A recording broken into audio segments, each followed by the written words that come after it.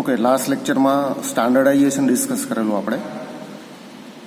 Standardisation, prefer number, prefer series અથવા તો basic series અને સ્ટાન્ડર્ડાઇઝેશન એડવાન્ટેજીસ. તો રિપીટ જોઈ લઈએ ફરીથી કે સ્ટાન્ડર્ડાઇઝેશન એટલે એકચ્યુઅલમાં છે શું, તો કે જે ટાઈપ્સ અથવા તો વેરાયટીઝ જે અવેલેબલ છે એને રિડ્યુસ કરો છો એટલે તમને સ્ટાન્ડર્ડ કમ્પોનેન્ટ ડિફાઇન થાય છે. તો એ આખી જે પ્રોસેસ છે એને આપણે શું કહીએ છીએ? સ્ટાન્ડર્ડાઇઝેશન. અહીંયા એને શોર્ટમાં ડિફાઇન કરેલું છે. બાય સ્ટાન્ડર્ડાઇઝેશન પ્રોસિજર અથવા તો ડાયમેન્શન અથવા તો મટીરિયલ અથવા તો એના પાર્ટ્સ અથવા તો પ્રિન્સિપલ અરેન્જમેન્ટ એ આપણે સ્ટાન્ડર્ડાઇઝ કરતા હશું.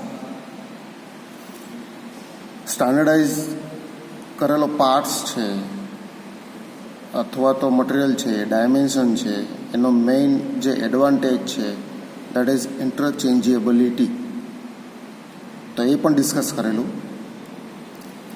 ઓકે, એના સિવાય એડવાન્ટેજ ઓફ સ્ટાન્ડર્ડાઇઝેશનના એડવાન્ટેજ ડિસ્કસ કરેલા. એ ડિસ્કશન થોડું રિપીટ જોઈ લઈએ. તો જે વેરાયટીઝ છે એ વેરાયટીઝને રિડ્યુસ કરીએ છીએ તો એનાથી ફાયદો શું થશે? એક સરખા એલિમેન્ટનું પ્રોડક્શન થશે, કોસ્ટ, ટાઈમ એનું રિડક્શન થશે, ઇન્ટરચેન્જેબિલિટી પોસિબલ બનશે, ઓવરઓલ જે ઇન્ડસ્ટ્રી છે એનું ઓવરઓલ પ્રોડક્શન વધતું હશે, એટસેટ્રા. સો આ બધા એના એડવાન્ટેજીસ ડિસ્કસ કરેલા.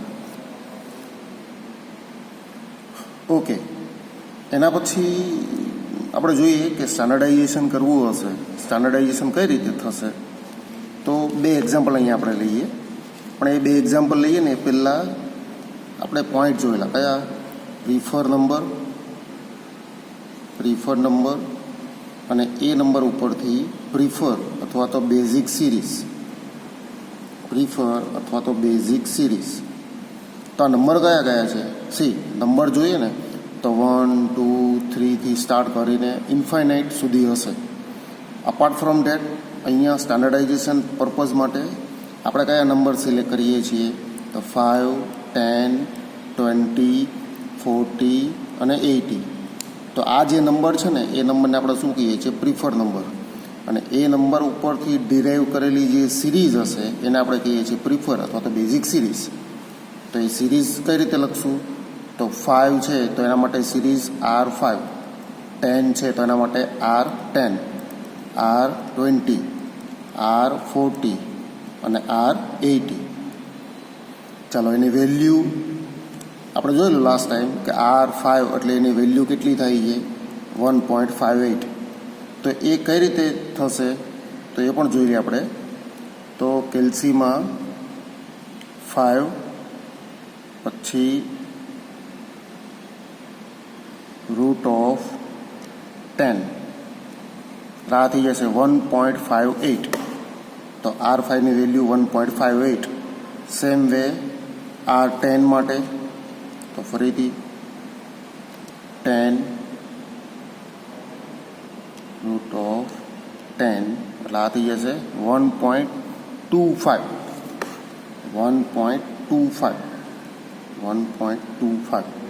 એ હિસાબે R20, R40 અને R80 એ બધાની સિરીઝની વેલ્યુ આપણને મળશે.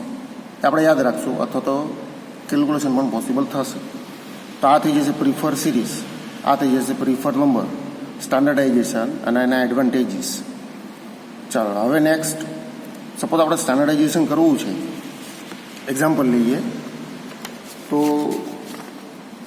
સપોઝ આ એક એક્ઝામ્પલ છે આપણી પાસે. જો એક્ઝામ્પલ શું કહીએ છીએ? સ્ટાન્ડર્ડાઇઝ કરવાનું છે તો કે 6 શાફ્ટ સ્પીડ. શાફ્ટ છે એની ટોટલ 6 સ્ટાન્ડર્ડ સ્પીડ સ્ટાન્ડર્ડાઇઝ કરવાની છે.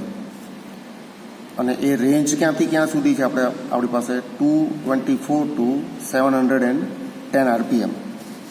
મિનિમમ સ્પીડ આટલી અને મેક્સિમમ સ્પીડ આટલી હોય ને એવી શાફ્ટની 6 સ્ટાન્ડર્ડ સ્પીડ કેલ્ક્યુલેટ કરવાની છે. તો ઇક્વેશન એકદમ સિમ્પલ છે. ઇક્વેશન શું થઈ જશે? તો 5 = 5 એટલે શું થઈ જશે? Progression ratio. સપોઝ તમે સ્ટાન્ડર્ડાઇઝ કરેલું છે, પહેલી સાઇઝ છે 10, પછી 12, પછી 14, પછી 16. તો જો આ બંને વચ્ચેનો ગેપ છે ને એ શું ઇન્ડિકેટ કરશે? એનો પ્રોગ્રેશન રેશિયો. તો પ્રોગ્રેશન રેશિયોની વેલ્યુ કેટલી લખાશે? 5 = ઉપર આવશે મેક્સિમમ વેલ્યુ, નીચે આવશે મિનિમમ વેલ્યુ 1/n-1. ચાલો, આમાં પેરામીટર શું ઇન્ડિકેટ કરે છે? 5 એટલે પ્રોગ્રેશન રેશિયો ઇન્ડિકેટ કરશે, મેક્સિમમ વેલ્યુ, મિનિમમ વેલ્યુ, અને n છે એ n શું ઇન્ડિકેટ કરશે? તો કેટલા નંબર ઓફ સ્ટાન્ડર્ડાઇઝ પાર્ટ કરવા છે. ચાલો આપણા એક્ઝામ્પલમાં જોઈએ તો અહીંયા કેટલી ટોટલ સાઇઝ સ્ટાન્ડર્ડાઇઝ કરવી છે? 6. તો એનો મતલબ કે અહીંયા n = what? 6. ચાલો, મિનિમમ કેટલી RPM છે? 224. તો મિનિમમ વેલ્યુ થઈ જશે 224 RPM. મેક્સિમમ વેલ્યુ કેટલી છે? ક્યાં સુધી સ્ટાન્ડર્ડાઇઝ કરવું છે? 710 RPM સુધી. તો એ થઈ જશે 710 RPM. ચાલો, આટલા ડેટા આપણને આપેલા છે. 6 સાઇઝ સ્ટાન્ડર્ડાઇઝ કરશું, એના મતલબ કે અહીંયા જેમ 224 અને 710 RPM છે ને, તો આની વચ્ચે હજી બીજી 4 સ્ટાન્ડર્ડ સાઇઝ મળશે. એક મિનિમમ અને એક મેક્સિમમ. એ બે તો સ્ટાન્ડર્ડ છે જ, એની વચ્ચેની 4 આપણે કેલ્ક્યુલેટ કરશું. તો અહીંયા પહેલાં પ્રોગ્રેશન રેશિયો કેલ્ક્યુલેટ કરી લઈએ. તો પ્રોગ્રેશન રેશિયો લખવો હશે તો કેટલો લખાશે? તો 5 = ચાલો, મેક્સિમમ વેલ્યુ કેટલી છે અહીંયા? 710. તો 710 / મિનિમમ વેલ્યુ કેટલી છે એક્ઝામ્પલમાં? 224 ⁻1 કેટલી સાઇઝ સ્ટાન્ડર્ડાઇઝ કરવાની છે? 6. જો અહીંયા લખેલું છે 6 શાફ્ટ સ્પીડ, બરાબર. એટલે આ થઈ જશે 1 / 6 - 1. એટલે આની વેલ્યુ કેટલી થઈ જશે? તો આ થશે 3.16. રેડી? અને ઉપર થશે 1 / 6 - 1 એટલે 1/5. એટલે એ થઈ જશે 0.2. આ શું થશે? 1 / 5. 1/5 એટલે 0.2. તો આનો આન્સર કેટલો આવશે? 5નો આન્સર કેટલો આવશે? 1.258. Exact answer. એટલે આ કેટલો લખાશે? 1.26. ચાલો, પ્રોગ્રેશન રેશિયો 1.26 આવે. હવે નેક્સ્ટ, હવે આપણે રેન્જ ડિસાઇડ કરશું. તો ઇક્વેશન શું લખશું? તો ફર્સ્ટ સ્પીડ છે ને એટલે આપણે એનથી લખીએ. ચાલો, તો પહેલી speed, second speed, third speed, fourth speed. જો અહીંયા ડિફાઇન કરેલું છે કેટલી સ્પીડ કરવાની છે? 6. N5 અને N6. ક્લિયર? ચાલો, N1ની વેલ્યુ તો minimum value into progression ratio. N1 છે ને તો progression ratio ⁻0. Same way N2 શું થશે? Minimum speed into progression ratio અહીંયા શું આવશે? 1. N2 1. Same way minimum speed into progression ratio ⁻2. 0 1 2. Same way minimum progression ratio ⁻3. Minimum speed progression ratio ⁻4. અહીંયા n લખેલું છે ને, જરૂરી નથી n જ લખવાનું, પણ અહીંયા આપણે શું સ્ટાન્ડર્ડાઇઝ કરીએ છીએ? સ્પીડ છે એટલે N1 લખશું.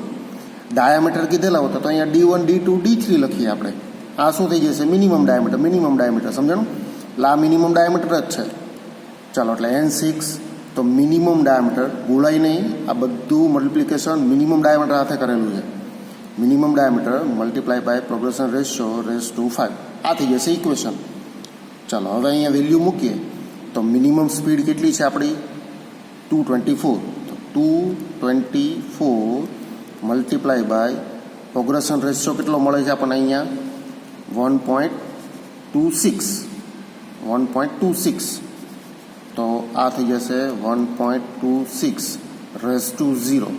આ ⁻0 છે એટલે આની વેલ્યુ કેટલી થઈ જશે? 1. તો આ કેટલો આન્સર આવશે આપણો 224. N1 equal to 224. રેડી? ચાલો સેમ વે અહીંયા એન મિનિમમ કેટલું છે 224 ઇન્ટુ પ્રોગ્રેશન રેશિયો કેટલો 1.26 રેસ ટુ 1 એટલે એ જ આન્સર થશે 1.26 મલ્ટીપ્લાય બાય 224. એટલે આનો આન્સર કેટલો આવશે જોઈ લઈએ. તો 224 ઇન્ટુ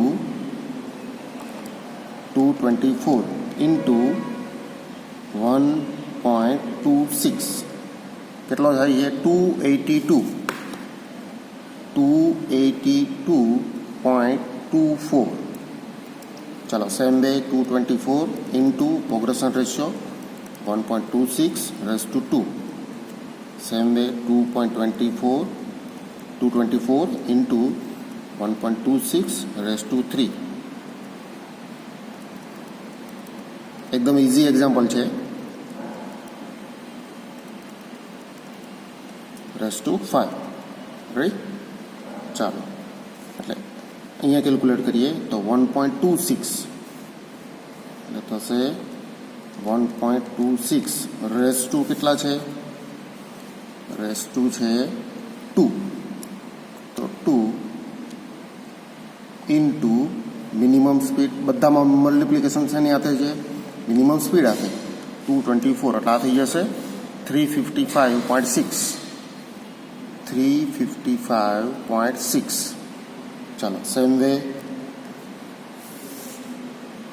1.26 રેસ ટુ 3 ઇન્ટુ 224 448.08 આપણે એક્ઝેક્ટ આન્સર લખીએ છીએ બરાબર જે કેલ્ક્યુલેશનમાં આવે છે એ જ 1.26 raise two 4 equal to into 224 આ થઈ જશે 564.58. 564.58. અને હવે છે છેલ્લી લાસ્ટ સ્પીડ.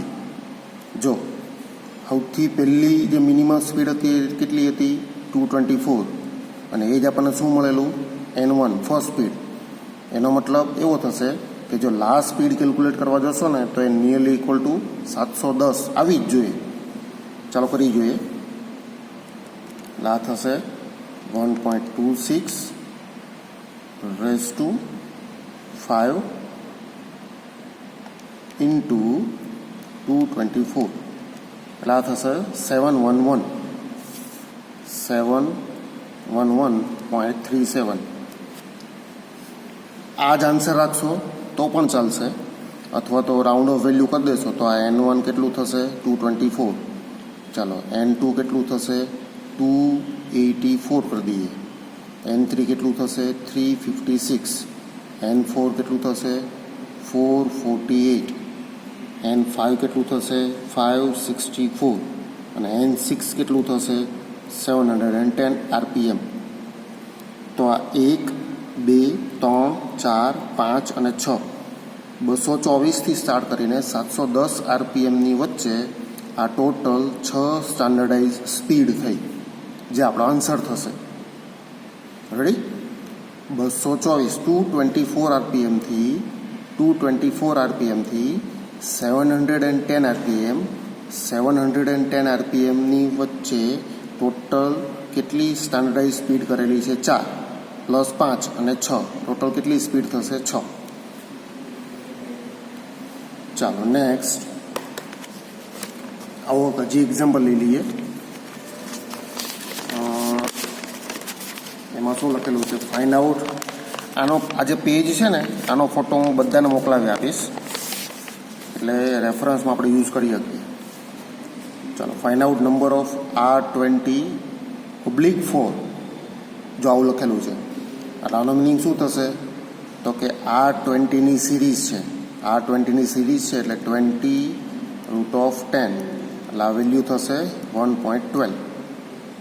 પછી શું કીધું છે તો કે 100-1000. આનો મિનિંગ એવું થશે કે મિનિમમ રેન્જ 100થી સ્ટાર્ટ કરશું અને ક્યાં સુધી જોવી જોઈએ 1000 સુધી. જો અહીંયા આપણે લાસ્ટ એક્ઝામ્પલની જેમ કીધું નથી કે 6 સ્પીડ ડિફાઇન કરો એવું કંઈ કીધું નથી. ખાલી તમને શું કીધું છે કે આ સિરીઝનો યુઝ કરવાનો છે અને 100થી સ્ટાર્ટ કરીને 1000 સુધી જે નંબર છે ને એને સ્ટાન્ડર્ડાઇઝ કરવાના છે. ચાલો, એટલે આ વેલ્યુ થશે. હવે પ્રોગ્રેશન રેશિયો લઈ લઈએ. તો પ્રોગ્રેશન રેશિયો અહીંયા ખાલી આ કેસમાં શું લખાશે, ઇક્વેશન શું લખાશે, તો કે 5 ઇક્વલ ટુ કેટલી વેલ્યુ આવેલી છે 1.12, બરાબર.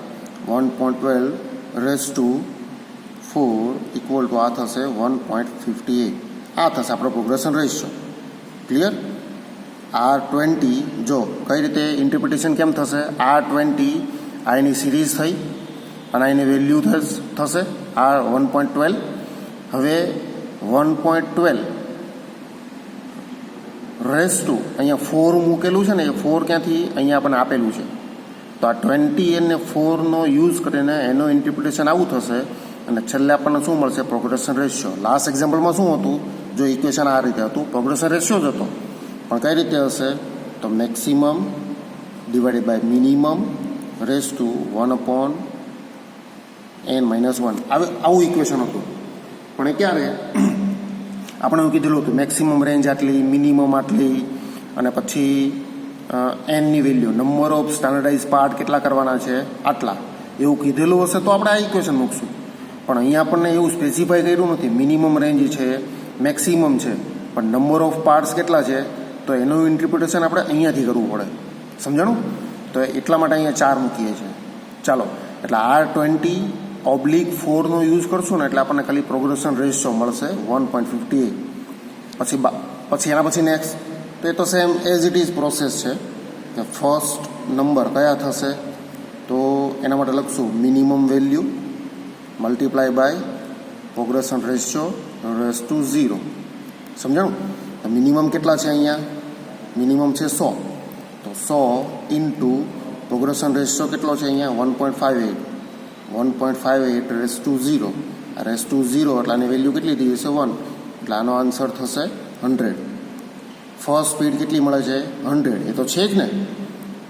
ચાલો, સેકન્ડ અહીંયા આપણે નંબર ઓફ સ્ટેજ કીધા નથી, તો આપણે ક્યાં સુધી કર્યા જશું, જ્યાં સુધી 1000 ફિગર નહીં આવે ને આન્સર ત્યાં સુધી, સ્ટાન્ડર્ડાઇઝ જે નંબર છે 1000 નહીં આવે ને ત્યાં સુધી. રેડી? તો હવે નેક્સ્ટ ઇક્વેશન શું થશે, મિનિમમ રેસ ટુ, જો લાસ્ટ એક્ઝામ્પલમાં આપણે શું કરેલું, અહીંયા મિનિમમ n લખતા હતા કેમ કે RPM હતા. અહીંયા એવું કંઈ કીધું નથી, નંબર છે એટલે આપણે મિનિમમ વેલ્યુ લખીએ છીએ ખાલી. Ready? Minimum multiply by 5 raise to 1, એટલે આ થશે 100 મલ્ટીપ્લાય બાય પ્રોગ્રેશન રેશિયો કેટલો મળ્યો આપણને 1.58. તો 1.58 રેસ ટુ 1 એટલે આ કેટલું થશે 100 ઇન્ટુ 1.58, એટલે આ થશે 158. સેમ વે થર્ડ કેલ્ક્યુલેટ કરશું તો એ થશે minimum value multiply by progression ratio raise to કેટલા આવશે 2, એટલે આ થશે, આનો આન્સર આવી જશે સમથિંગ 251. ચાલો, ફોર્થ તો મિનિમમ ઇન્ટુ આ ફોર્થ છે એટલે પ્રોગ્રેશન રેશિયો રેસ ટુ 3, એટલે આનો આન્સર આવશે 398.04 સમથિંગ. ચાલો, ફિફ્થમાં આ જાતે ટ્રાય કરજો બધા. ફિફ્થમાં 100 into progression ratio raise two 4, એટલે આ થશે 100 ઇન્ટુ પ્રોગ્રેશન રેશિયો કેટલો 1.58 રેસ ટુ 4, એટલે આનો આન્સર કેટલો આવશે, તો 630.81 સમથિંગ. ચાલો, 6 તો 100 ઇન્ટુ ક્યાં સુધી કરવાનું છે, 1000 નહીં આવે ત્યાં સુધી. આ આન્સર 1000 નહીં આવે ને ત્યાં સુધી. પ્રોગ્રેશન રેશિયો રેસ ટુ 5, એટલે આ થશે 100 ઇન્ટુ 1.58 રેસ ટુ 5. આનો આન્સર છે ને 999.71 જેવો આવે છે. ચાલો, એટલે N1 ફર્સ્ટ વેલ્યુ કેટલી થશે 100, સેકન્ડ વેલ્યુ કેટલી થશે, તો આને લઈ લઈએ નિયરલી ઇક્વલ ટુ 160. આ ફર્સ્ટ, આ સેકન્ડ. ચાલો, થર્ડ કેટલો થશે, થર્ડ 251, આની જગ્યાએ કેટલું થઈ જશે અપ્રોક્સિમેટલી 250. ચાલો, આ કેટલું થશે અપ્રોક્સિમેટલી 400, આ કેટલું થશે 630, અને લાસ્ટ કેટલું થશે 1000. તો 1 2 3 4 5 6 સ્ટાન્ડર્ડ નંબર ડિફાઇન કરેલા છે, સ્ટાન્ડર્ડાઇઝ કરેલા છે. ક્યાંથી ક્યાં સુધી? 100થી 1000 સુધી. આ થઈ જશે આપણો સેકન્ડ એક્ઝામ્પલ. તો આ ટાઈપ એકદમ ઇઝી છે. ખાલી પ્રોગ્રેશન રેશિયો લઈ લેવું. સિમ્પલ એટલે સિમ્પલ ઇક્વેશન છે. ખાલી શું કરવાનું છે? તો ઇક્વેશન મૂકીને ખાલી જીઓમેટ્રિકલ પ્રોગ્રેશન કેલ્ક્યુલેટ કરશું અને પછી મિનિમમ નંબર સાથે પ્રોગ્રેશન રેશિયોને મલ્ટીપ્લાય કરતા જશું. એન્ડ ફર્સ્ટ સ્પીડ હશે તો રેસ ટુ 0, સેકન્ડ હશે તો રેસ ટુ 1, N3 છે તો સેકન્ડ,